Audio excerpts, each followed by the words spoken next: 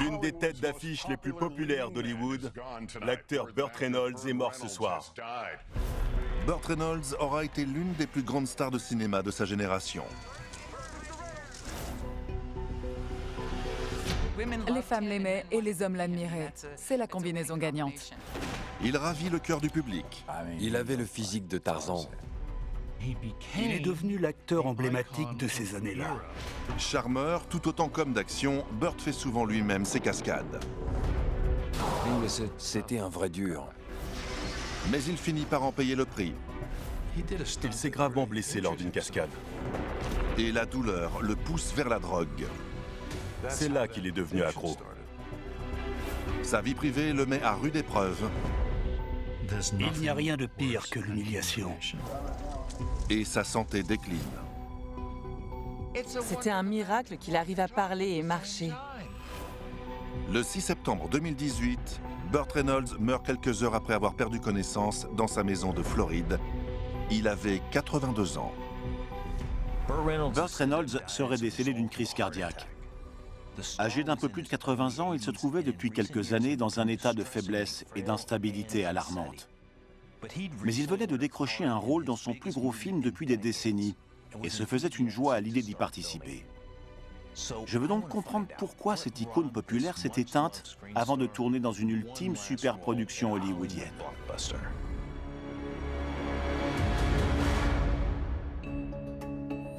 Le docteur Michael Hunter est un médecin légiste réputé dans le monde entier. Il a réalisé des milliers d'autopsies au cours de sa carrière. Depuis plus de 20 ans, il collabore avec les forces de l'ordre et les experts judiciaires pour élucider des cas de mort suspectes ou violentes, faisant ainsi toute la lumière sur les circonstances de ces décès. J'ai obtenu une copie du certificat de décès de Burt, où il est dit qu'il est mort aux urgences de l'hôpital Jupiter en Floride.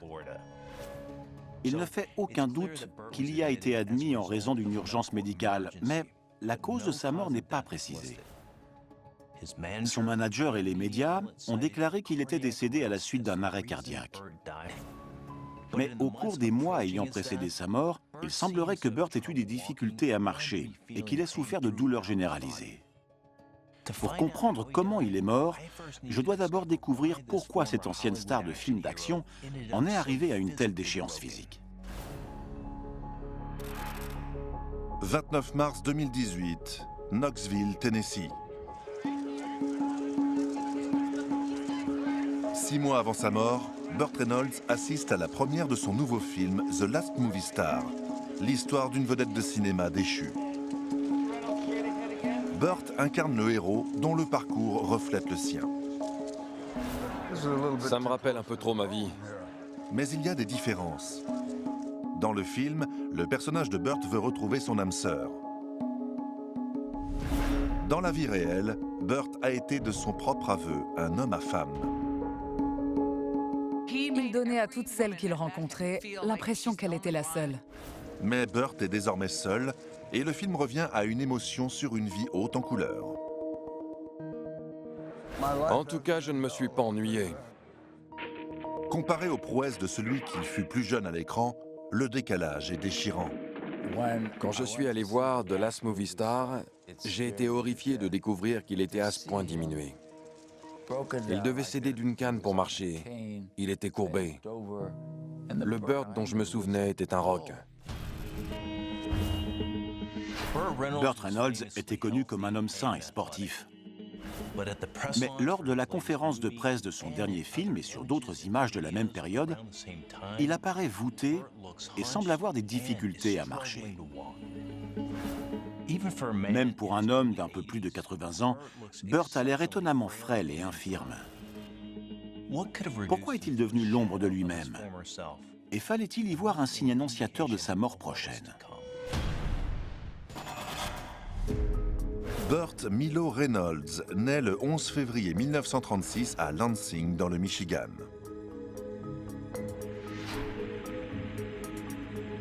Il grandit sous la figure tutélaire de sa mère Fern, infirmière en chef, et de son père, Burt Senior, héros de guerre décoré devenu commissaire de police après le déménagement de la famille en Floride. Burt Senior est distant et très strict. Son père lui inspirait une terreur panique. Il m'a dit une fois qu'il suffisait que son père pose les yeux sur lui pour qu'il s'attende à avoir des ennuis. Sportif accompli au lycée, Burt décroche une bourse de football à la fac. Il l'a fait parce que son père était fan de football. Son père lui en demandait énormément. Burt semble destiné à une carrière de demi-offensif jusqu'à un accident survenu sur le terrain. Jusqu'à sa blessure au genou, il était le deuxième meilleur demi-offensif américain de l'Université de Floride. Sa blessure au genou exclut toute possibilité pour lui de devenir footballeur professionnel. Sans regret, il décide d'embrasser une carrière d'acteur. Il a remporté le titre de meilleur acteur au concours de théâtre de la fac. Il enchaîne les rôles à la télévision, notamment dans plus d'une cinquantaine d'épisodes du western Police des Plaines et dans la série policière Hawk. Et en 1972, Burt conquiert le grand écran pour son rôle dans le film Délivrance. Il était né pour incarner ce personnage. La même année, son poster central dans Cosmopolitan crée l'événement. Enfin un poster pour dame. Burt Reynolds y dévoile tous ses charmes. Ou presque. Quand même, on ne voit pas tout. Sa réputation de tombeur lui vaut l'attention des médias. Avez-vous quelqu'un dans votre vie? Vous ne le saurez pas. Tout le monde voulait coucher avec Burt. Tout le monde lui faisait des avances. Mais c'est un grand romantique. Il émanait de lui une tendresse extraordinaire. Après un mariage de 2 ans avec l'actrice britannique Judy Carne dans les années 60, il entretient une liaison médiatisée avec la chanteuse Dinah Shore, puis avec Sally Field, sa partenaire à l'écran dans les années 70, avant d'épouser la star de la télé Lonnie Anderson. Burt a perdu la tête pour elle. Ensemble, le couple adopte le seul enfant de Burt, Quinton. Quinton était ce que Burt et Lonnie avaient de plus cher au monde. Son plus grand succès au cinéma, Burt le doit à Cours après moi, shérif, une comédie sur fond de course-poursuite. Avec ce film, Burt a trouvé son rôle emblématique. Il est devenu la version hollywoodienne du gars du bon vieux Sud. Au milieu des années 80, Burt enchaîne les succès et touche jusqu'à 5 millions de dollars par film. Il correspondait à l'ère du temps. Sa notoriété était phénoménale. Je ne m'attendais pas à être numéro 1. Pour moi, ça a été une surprise. Burt reste 5 années de suite en tête du box-office. Ça n'est jamais arrivé, ni avant, ni après. À 61 ans, Burt remporte en 1998 un Golden Globe pour son rôle de réalisateur de films pour adultes dans Boogie Nights, devenu un classique. Burt Reynolds a raflé presque toutes les récompenses de meilleur second rôle qui ont été décernées cette année-là. Burt tourne sans relâche et s'essaie avec succès à la réalisation comme à la production. À la fin de sa vie, il aura joué dans plus de 80 films et plus de 300 programmes télévisés. Je n'en reviens pas que vous m'ayez dit oui. Sans compter ses nombreuses récompenses. Mais le succès ne lui monte pas à la tête. Il n'a jamais été imbu de lui-même. Il refusait de se prendre au sérieux. C'est ce qu'on aimait chez lui. La blessure que Burt s'est faite au genou à 19 ans a mis un point final à sa carrière sportive. Mais j'ai découvert qu'au même âge, il a été victime d'un grave traumatisme dans un autre incident susceptible d'avoir eu des conséquences à long terme sur sa santé. Alors qu'il fonce sur la route qui le ramène chez lui pour Noël, Burt manque de perdre la vie. Il roulait à toute allure et sa voiture est passée sous le châssis d'un camion qui allait livrer du ciment sur un chantier. Il a perdu beaucoup de sang. Il s'en est tiré de peu. L'acteur souffre de traumatisme interne. Il a frôlé la mort.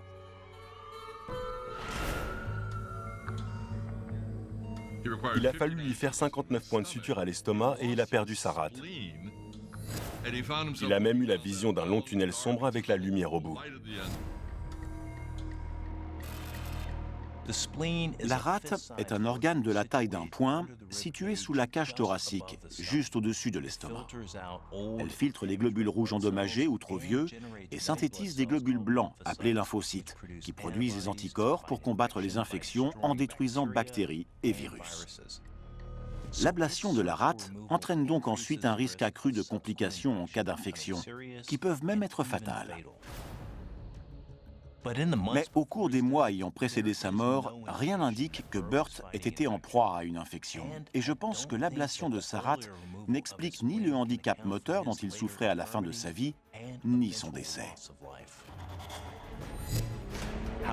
Cependant, j'ai appris que peu avant son accident, Burt avait été verbalisé pour avoir roulé à 160 km/h.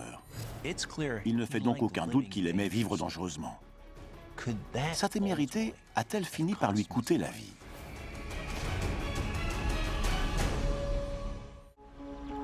Avril 2018. Burt est chez lui à Hobe Sound en Floride. 4 mois avant sa mort, l'acteur n'est plus capable de se déplacer sans assistance et il a besoin d'aide à domicile de jour comme de nuit. Quand votre corps vous trahit et qu'il ne reste rien du héros de film d'action que vous étiez, que faites-vous? Où allez-vous? Burt n'a rien de commun avec le mâle dominant qu'il campait en 1972 dans Délivrance, le film qui l'a rendu célèbre. Ce film m'a beaucoup marqué. Il est resté gravé en moi, comme en tous ceux qui l'ont vu. Délivrance lui a permis de s'imposer comme un acteur de cinéma de premier plan. Il crevait l'écran. Mais l'acteur ne se contente pas de jouer. Il accomplit aussi de dangereuses cascades. Il avait un courage extraordinaire. Il ne reculait devant presque aucune cascade quand la caméra tournait. Alors que Burt dévale des rapides dans une scène du film, la base de sa colonne vertébrale heurte des rochers. Il est tombé en plein sur le coccyx. Puis il a rebondi et a été expédié dans le torrent avant de se faire emporter dans un tourbillon. C'était une scène terrifiante. Il a été long à se remettre de cette chute. Au fil de sa carrière, Burt continue de faire des cascades et de récolter des blessures. Une fois, j'ai remarqué qu'il avait du mal à marcher. Et quand je lui ai demandé pourquoi, il m'a expliqué qu'il s'était jeté d'un bâtiment la veille et qu'il avait atterri sur une voiture. Il m'a dit, « Tu sais, ces voitures sont plus dures qu'il n'y paraît. » Le père auprès de qui Burt a grandi n'est pas seulement un homme fort. C'était quelqu'un d'émotionnellement distant. Il ne faisait pas souvent de compliments à son fils, et on peut même dire qu'il avait l'habitude de le rabaisser. Le premier domaine qui vaut à Burt la reconnaissance des autres et de son père en particulier, c'est le sport, où il fait preuve d'un réel talent. C'est ce désir de reconnaissance qui le pousse à se mettre dans des situations très dangereuses, alors que rien ne l'y oblige. Mais il le fait toujours en guettant l'approbation de son père, ce qu'il ne réussit malheureusement pas à obtenir. Je dirais que l'identité de Burt s'est forgée sous l'égide d'impératifs, tels que la jeunesse, la force et la virilité. Des sources d'époque m'ont appris que Burt traitait les douleurs et contusions que lui valaient ses cascades avec un antidouleur, le Percodan. À l'époque, le Percodan était très prisé des cascadeurs, parce que ses propriétés analgésiques à effet rapide leur permettaient de retravailler à la suite d'une blessure. Ce médicament est composé d'un mélange d'aspirine et d'oxycodone, un opioïde présentant un fort risque d'addiction. Mais j'ai appris que Burt en était arrivé au point où même le Percodan n'était plus assez puissant pour soulager ses douleurs. Il a eu alors recours à une solution nouvelle et plus dangereuse. En 1984, Burt entretient depuis 2 ans une relation informelle avec Lonnie Anderson. Ils vivent séparés lorsqu'ils commencent le tournage du thriller Oh les flingues, dont ils partagent l'affiche avec Clint Eastwood. Pour une scène de combat, Burt décide de se passer de doublure. Au premier jour de tournage, Il était prévu qu'on le frappe avec une chaise lors d'une rixe de bar. Une chaise censée se briser toute seule au moment de l'impact. La chaise n'a pas cédé. Son opposant empoigne une vraie chaise avec laquelle il frappe Burt à la tête. Il s'est relevé et il a voulu continuer. Il a tourné tout le film avec la mâchoire fracturée. Burt perd 18 kilos. Le bruit court qu'il est atteint du sida. En réalité, manger s'avère trop douloureux. Burt ne pouvait pas mastiquer. Ses oreilles lui faisaient souffrir le martyre et il avait des nausées chroniques. Alors des médecins lui ont prescrit de l'Alcyone, un nouveau médicament. L'acteur se tourne vers ce nouveau médicament pour vaincre sa détresse physique.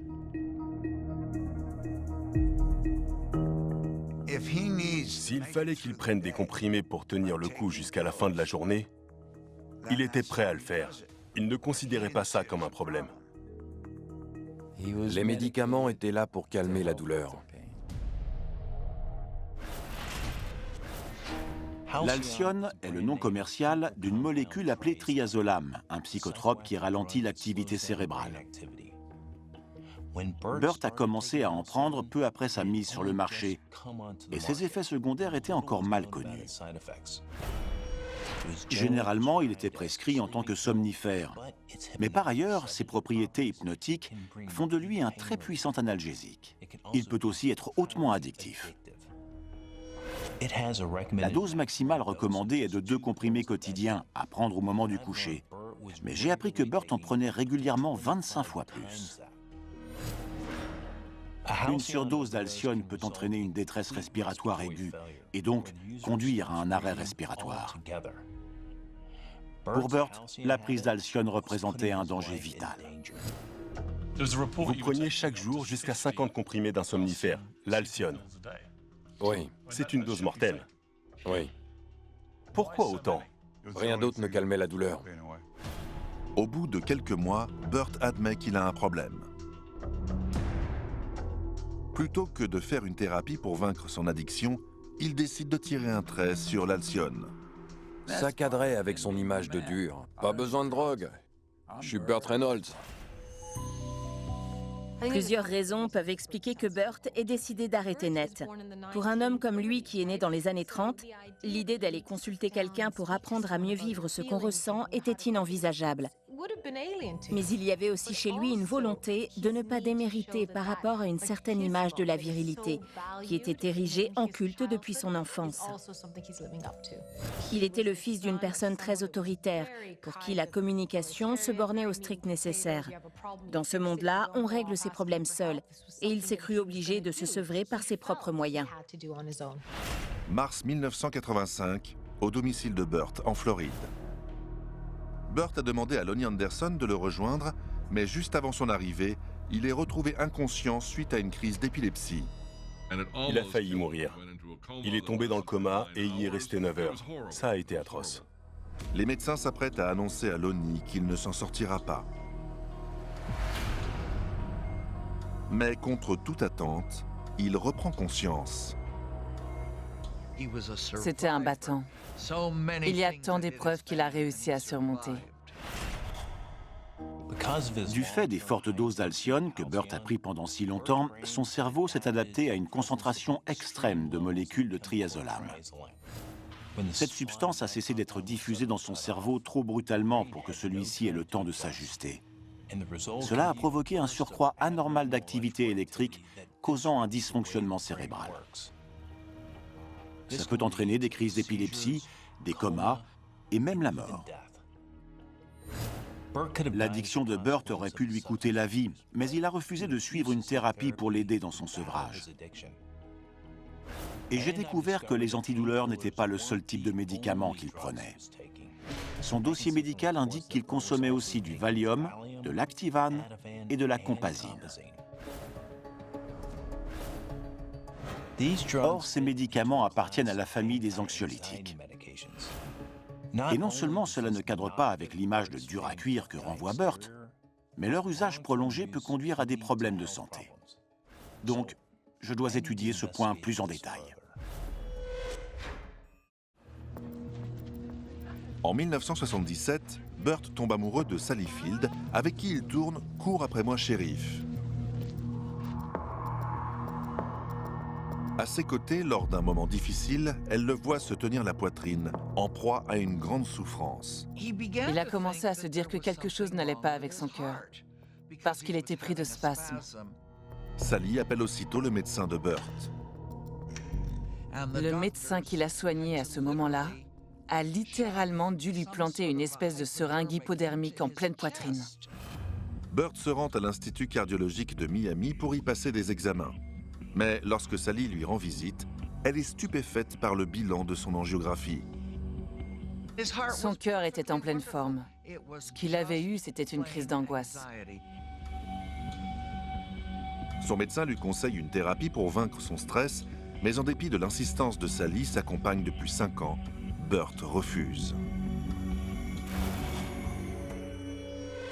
Il est clair que Burt souffrait de crises d'angoisse si invalidantes qu'elles nécessitaient parfois une assistance médicale immédiate.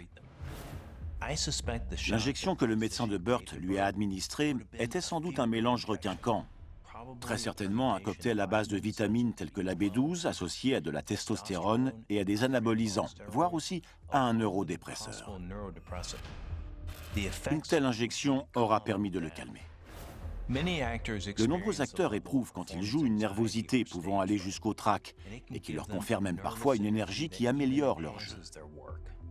Mais dans le cas de Burt, ce stress constituait un handicap. Et à la lumière des sources que j'ai consultées, je pense même que ces crises d'angoisse sont apparues longtemps avant le début de sa carrière d'acteur. En 2002, le père de Burt meurt à l'âge de 95 ans. Bien qu'il a vécu assez vieux pour voir son fils accéder au firmament du cinéma hollywoodien, Burt n'a jamais eu le sentiment d'avoir eu son approbation. Burt en a souffert. Sa carrière d'acteur ne lui a jamais valu de compliments. Dans son autobiographie, Burt évoque un incident survenu dans sa jeunesse au domicile familial en Floride. Burt était un adolescent à la langue bien pendue, et son père l'a entendu adresser une remarque désobligeante à sa mère. Son père s'est jeté sur lui et lui a mis un coup de poing avant de le jeter contre un placard.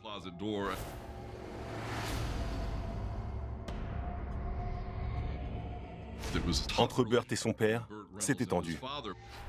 J'aurais tout fait pour qu'il me prenne dans ses bras. Pour un enfant, c'est logique de rechercher l'approbation des parents. Burt a passé sa vie à se demander s'il était assez bon, si on l'aimait assez, s'il avait assez de reconnaissance. Or, ces questionnements entretiennent l'anxiété. Cette anxiété, c'est cette peur de ne pas se montrer à la hauteur de ce que l'avenir nous réserve. Sous des dehors insouciants, Burt est en réalité rongé par le doute.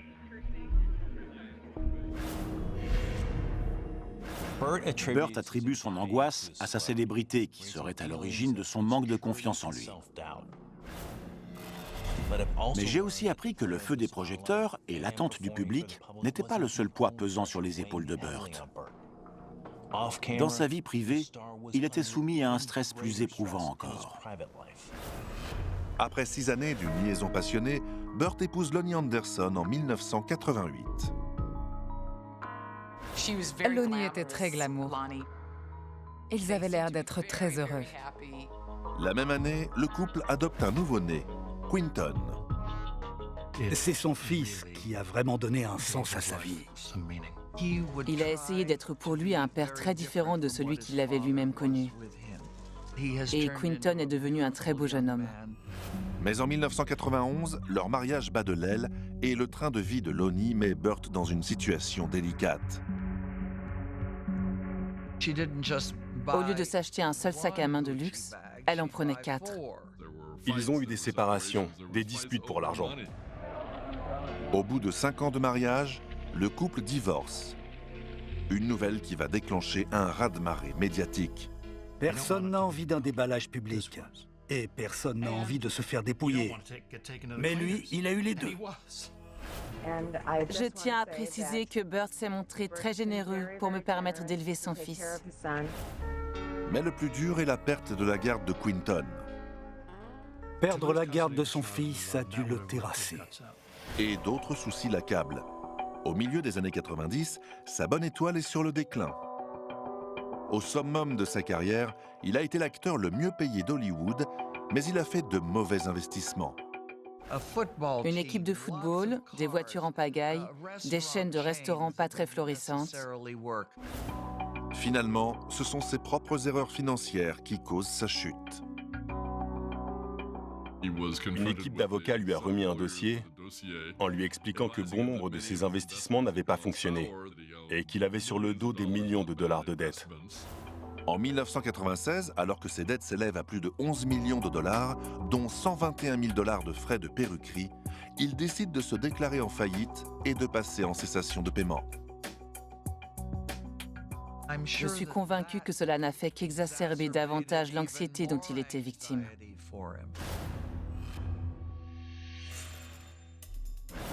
Le haut niveau d'anxiété de Burt a pu lui être fatal. De très nombreux éléments tendent à prouver qu'un stress chronique augmente le risque de voir apparaître un cancer, surtout chez les individus les plus vulnérables aux situations anxiogènes. Des études montrent par ailleurs qu'un stress aigu peut conduire à une forme de cardiomyopathie susceptible de provoquer des spasmes des artères coronaires. Les cas les plus graves de cette forme de cardiomyopathie due au stress peuvent même entraîner une crise cardiaque et la mort. Ajoutée à sa dépendance aux médicaments, l'anxiété sous-jacente dont souffre Burt, ainsi que le stress intense provoqué par le poids de ses difficultés familiales et financières, ont concouru à mettre son système cardiovasculaire à rude épreuve sur le long terme. Mais j'ai découvert un autre moyen employé par Burt pour tenter de soulager son anxiété. Un agent déstressant qui n'a pu que miner davantage encore sa santé, l'alcool. La vie de Burt est ponctuée d'anecdotes concernant ses beuveries avec ses camarades de tournage, dont Lee Marvin et Russell Crowe. Il y a eu beaucoup de soirées entre mecs, où chacun voulait montrer qu'il tenait mieux l'alcool que les autres. Comme on dit, il avait une bonne descente. Mais son goût pour l'alcool ne se limite pas aux soirées arrosées. L'acteur boit aussi pour oublier ses souffrances physiques et émotionnelles. Je sais qu'il lui arrivait parfois d'avoir sur lui une flasque d'alcool. Et je suis convaincu qu'il complétait l'effet de ses antidouleurs en s'accordant une rasade d'alcool. Attends, je vais me détendre. Et hop, c'est parti.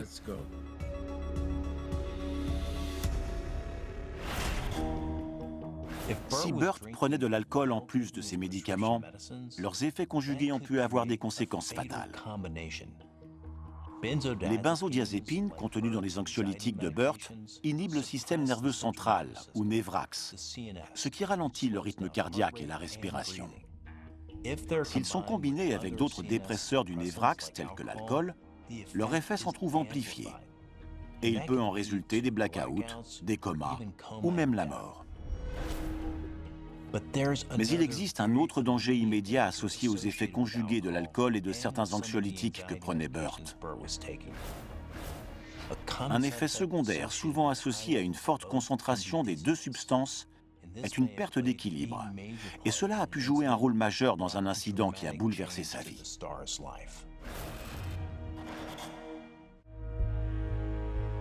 « 2009.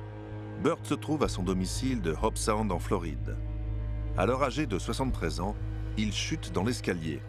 Il est tombé et on l'a retrouvé gisant au sol. Il a été conduit en ambulance jusqu'à l'hôpital. Il redoute une blessure grave, comme une fracture de la hanche, mais il décide de profiter de ce moment pour mettre fin à toute une vie de combat solitaire. Quand il est arrivé au bloc, il a décidé qu'il était temps pour lui de dire la vérité au sujet de son problème de dépendance. Il était temps d'entamer une cure de désintoxication et d'en parler publiquement. En août 2009, il entre au Hanley Center, une clinique de désintoxication spécialisée dans les addictions chez les seniors.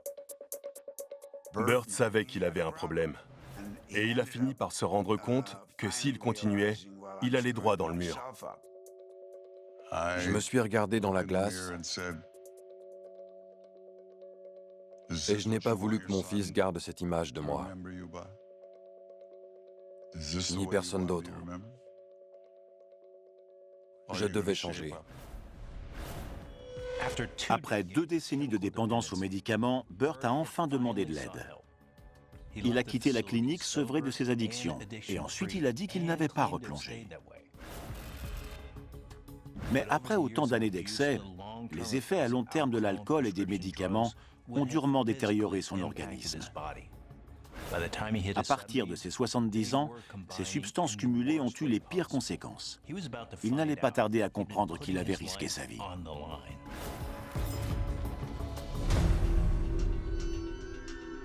Après des décennies à incarner à l'écran l'archétype de l'homme fort, Burt Reynolds apparaît frêle et diminué quelque temps avant sa mort, le 6 septembre 2018. Aucune cause de décès officielle n'apparaît sur son certificat de décès. Le docteur Michael Hunter, médecin légiste de renom, recherche les causes de sa mort brutale à l'âge de 82 ans. Le manager de Burt et d'autres sources ont déclaré que Burt était mort d'un arrêt cardiaque. Je sais que durant des années, il a pensé être victime de troubles cardiaques, mais qu'il souffrait en fait de crises d'angoisse. J'ai aussi découvert que 8 ans avant sa mort, les pires craintes de Burt sont devenues réalité.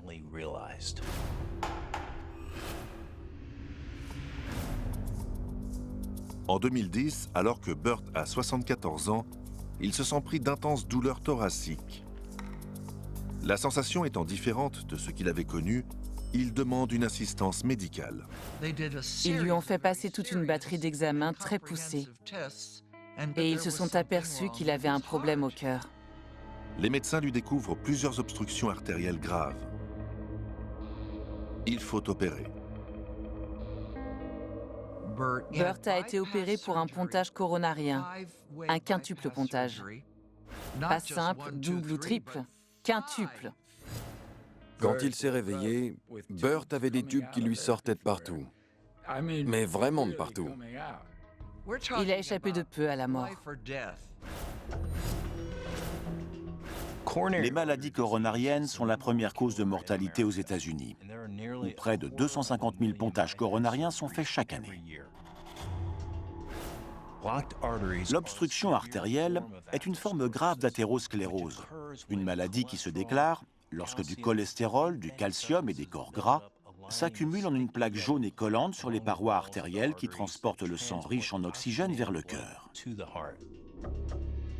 Plus la plaque devient épaisse, plus l'afflux de sang riche en oxygène reçu par le cœur diminue. Cela peut conduire à un infarctus du myocarde, c'est-à-dire une crise cardiaque, voire un arrêt cardiaque. L'afflux sanguin de Burt était si réduit qu'il a eu besoin d'un quintuple pontage coronarien. Cela signifie que toutes les artères reliées à son cœur étaient sclérosées. Mais je vois que l'intervention chirurgicale a été qualifiée de succès et que Burt a ensuite pu reprendre une vie publique. Les 8 années suivantes, Burt continue de travailler et de tourner des films. C'est fou que Burt ait continué à chercher des rôles. Et il exploite son aura de star pour les promouvoir. Je pense que les choix qu'il a faits tenaient beaucoup à son caractère. Chez lui, l'ego comptait plus que tout. S'ensuit une série exténuante de tournées promotionnelles et d'apparitions publiques. C'est un travail épuisant et laborieux, mais ça fait partie du jeu quand on est une star hollywoodienne. 11 août 2018, Knoxville, dans le Tennessee. Burt Reynolds en personne. Bienvenue dans le Tennessee. Moins d'un mois avant sa mort, Burt est invité à un festival amateur à Knoxville. C'est sa dernière apparition, et malgré sa faiblesse physique, son moral est bon. On avait l'impression de voir un nouveau Burt, à la fois plus jeune et plus vivant, même s'il était plus vieux. 6 septembre 2018, 10h40. 3 semaines après sa dernière apparition publique, Burt travaille sur un caméo dans la dernière superproduction de Quentin Tarantino. Burt a passé la matinée sur son rôle dans Once Upon a Time in Hollywood, qui l'emballait. Il était très enthousiaste à l'idée de prendre part à un film aussi extraordinaire. C'était une joie pour lui de répéter ses répliques avec l'aide de son assistant. Au début de l'après-midi, Burt s'accorde un moment de repos. Après avoir répété ce jour-là, Burt est parti s'isoler.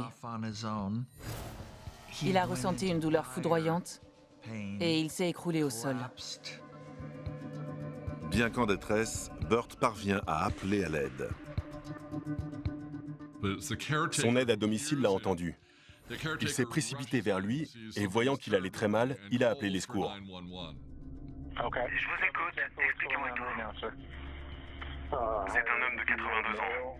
Il respire? Oui, mais il ne répond pas à mes questions. Eh bien, je vous envoie des secouristes. J'ai encore deux questions. Est-ce qu'il a changé de couleur? Non. Est-ce qu'il a des sueurs froides? Oui. Il est rapidement conduit aux urgences de l'hôpital Jupiter. Il est resté en vie quelques heures de plus, mais il était condamné. Le décès de l'acteur est prononcé presque 24 heures plus tard. L'une des têtes d'affiche les plus populaires d'Hollywood, l'acteur Burt Reynolds est mort ce soir.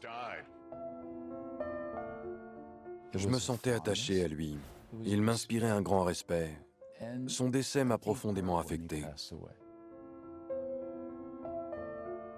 Son charme, son humour, cette aura si particulière qu'il dégageait, tout cela est parti avec lui. Et le monde est un peu moins gai depuis qu'il n'est plus parmi nous.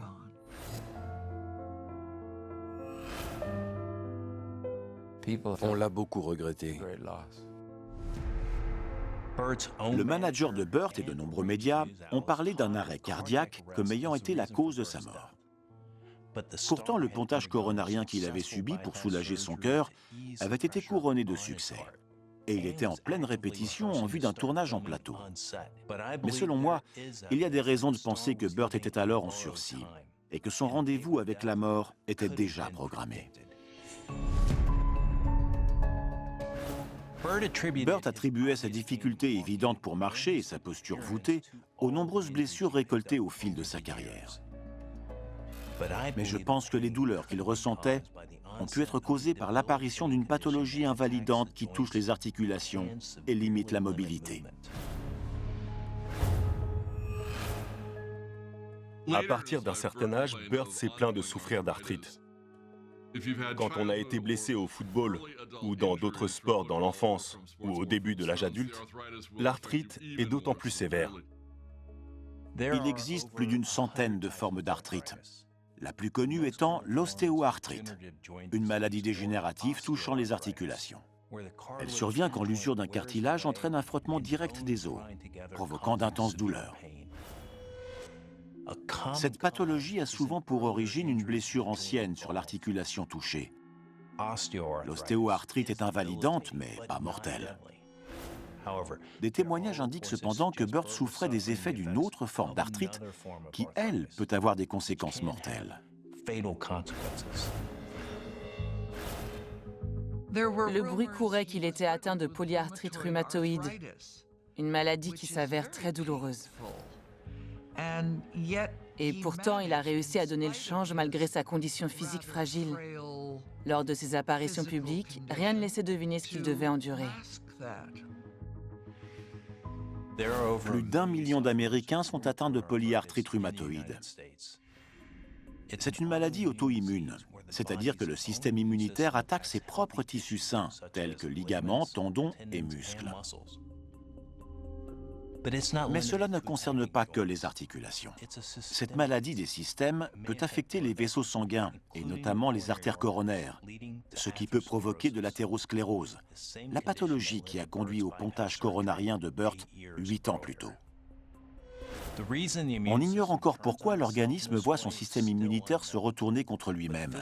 Mais des traumatismes tels qu'une grave blessure ou un niveau de stress sont deux facteurs associés au déclenchement de cette maladie.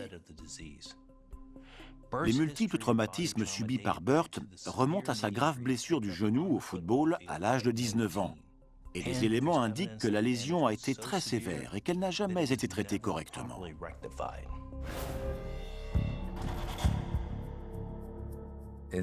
À cette époque-là, la chirurgie du genou n'était pas aussi élaborée ni aussi réparatrice qu'aujourd'hui.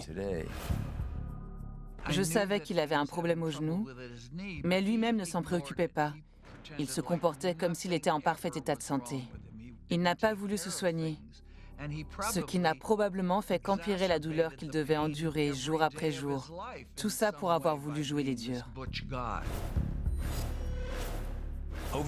Au fil des ans, Burt a souffert de nombreux autres traumatismes au genou, ce qui a pu conduire à l'apparition d'arthrite rhumatoïde et ensuite causer son athérosclérose et sa crise cardiaque, puis son arrêt cardiaque.